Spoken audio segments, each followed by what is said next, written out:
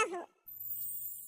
ये प्रेम कहानी शुरू होती है दिल्ली से नोएडा जाने वाली बस में। जिस बस में सवारी कर रहा होता है पराग और उस बस की कंडक्टर होती है अनुराधा। ओके, टिकट दिखाओ, टिकट टिकट। चाचा का प्लेन नहीं चल रहा है यहाँ तेरा, जिसमें फ्री में सवारी कर रहा है। हिसाब देना होता है हम लोगों को, सरकार को। निकाल पैसे, चल। पराग दूर से अनुराधा को देखता है। अरे यार, कितनी धाकड़ लड़की है, मजाल है कोई कुछ बोल दे। कितनी समझदार और कितनी कॉन्फिडेंट। आज से मैं तो इसी बस में घर जाया करूंगा।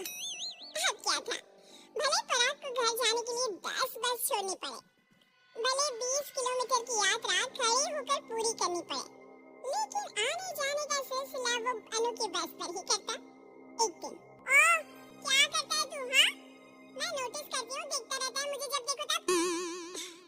हाँ, वो मैं तुम्हें पसंद करता हूँ और शादी भी तुम्हीं से करूँगा।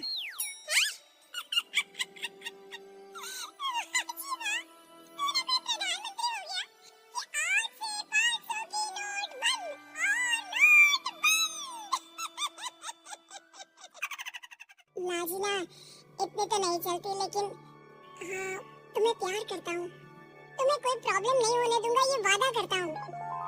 हाय पीकी अपनी, मेरे लिए कोई ऐसा लड़का चाहिए जो मेरी तरह लंबा चौड़ा हो। अरे जोड़ी भी तभी अच्छी लगती है।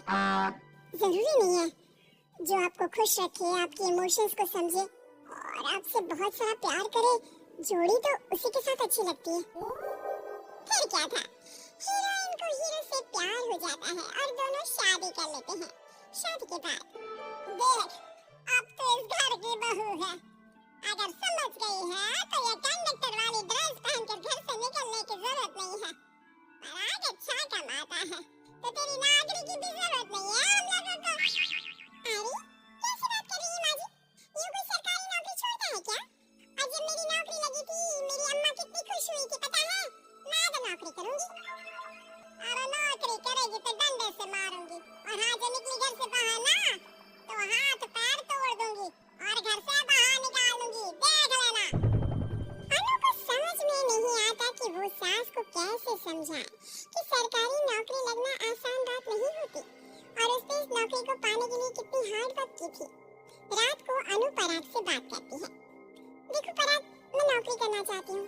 मुझे नहीं पता था कि तुम्हारी माँ को मेरी नौकरी से प्रॉब्लम होगी, वरना से बात नहीं है, मैं माँ को समझाता हूँ। अगले रोज, देखो माँ, महंगाई का जमाना है और मेरी प्राइवेट नौकरी है। आज है कल का पता नहीं। वैसे भी अनु की सैलरी मेरी सैलरी के बराबर है। अगर ये भी नौकरी करेगी तो हम लोगों को जिंदगी जीने में आसान हो जाएगी ना। सास को बेटी की बात समझ में आती है और वो अनु की नौकरी के लिए मान जाती है।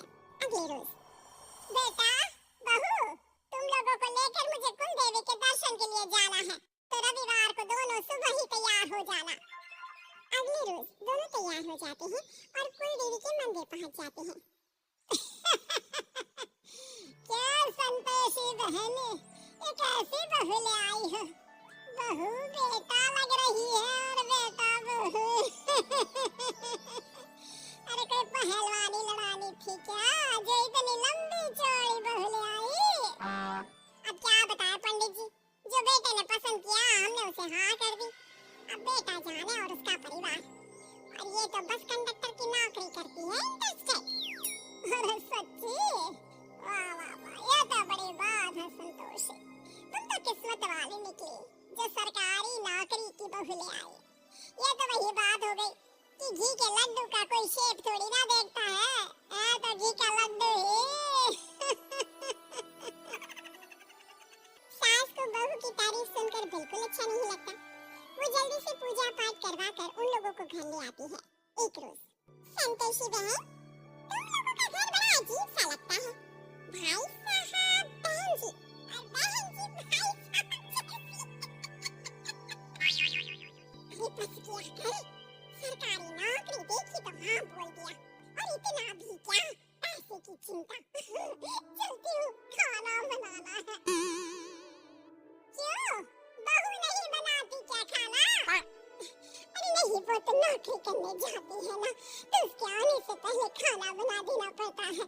उन्हें पता है ना आजकल की लड़कियों की ज़बान कितनी लंबी होती है। तेरी बहू की तो कुर्सी तोड़ने वाली नौकरी है। यहाँ बैठती है जैसे उठकर ऑफिस में बैठ जाती है। फिर क्यों थक जाती है कि खाना भी नहीं बना पाती। मेरी बहू भले कंडक्टर है, लंबी चौड़ी, लेकिन बता रही हूँ सारा दिन सवारी से मत्था पच्ची करती है। लेकिन मजाल है, शादी के बाद एक दिन भी मुझे किचन में जाने दिया हो नाजीना। दोनों पड़ोसन वहाँ से चली जाती है। सास बाजार जाती है और एक ट्रेन मशीन ले आती है। अरे माँ जी, इस उम्र में आप घर पर जिम खोलेंगी? अरे तेरे लिए लाई हूँ, रोज चलाकर 2 घंटे इस पर, पतली हो जाएगी। और खाना कम खाया कर, जब देखो बकरी की तरह मुंह चलता रहता है तेरा। वाह जी वाह, एक ही तो शौक है खाना खाने का, वो भी रोक दो। हाँ, लेकिन सास तो सास थी, बहू के खाने से लेकर एक्सरसाइज सबका हिसाब किताब रखने लगती है। अरे मैं मोहल्ले वालों को बताकर रहूंगी कि मेरी बहू भी शिल्पा शेट्टी की तरह पतली हो सकती है। वही बहू बस में जब सवारी का टिकट काट रही होती है, उसे चक्कर आ जाता है और वो गिर जाती है। सवारी हैरान परेशान हो जाती है और ड्राइवर को वहाँ बुलाती है। अरे शहर में थी हमारे कंडक्टर साहबा, लेकिन जब से शादी हुई है बकरी बन गई है। सास को तो बस उनके खाने की ही लगी रहती है। ड्राइवर बस में बिठाकर बहू को घर छोड़ आता है और सास को कहता है, अरे पता है आपकी बहू कितनी धाकड़ है, किसी को बात करने से पहले 4 बार सोचना पड़ता है कि बोले या ना बोले, कहीं झापट ना पड़ जाए। और आप हैं कि मैं बकरी बनाने में लगी है। अरे जो निकल यहाँ से, मेरी बहू है, मैं इसे बकरी बनाऊं या फिर गीदड़, तुम्हें क्या पता लोग कैसा मजाक उड़ाते हैं कि बहू इनकी बस की कंडक्टर है। बोलो मुझे कैसा लगता होगा? काम तो काम होता है माँ जी, वो छोटा या बड़ा नहीं होता। खैर जैसे आपकी मर्जी, चलता हूँ मैं, नमस्ते। ड्राइवर वहाँ से चला जाता है। बहू ठीक हो जाती है। एक बार आधी रात को कोई संतोषी का दरवाजा खटखटाता है। अरे इतनी रात में कौन आ गया? मेरा घर है, कोई पुलिस स्टेशन की घंटी नहीं जो बजाए जा रहे हो, खोल रहे हो दरवाजा। जैसे ही दरवाजा खुलता है, सामने वही पड़ोसन खड़ी होती है जो अनु की कुछ दिन पहले बुराई कर रही थी। मेरी बहू की पेट में दर्द हो रहा है, उसे जल्दी अस्पताल पहुंचाना जरूरी है। हाँ तो पहुंचाओ और जल्दी लड्डू के साथ खुशखबरी भी सुना देना। हाँ, काहे हमारा दरवाजा पीट रही हो?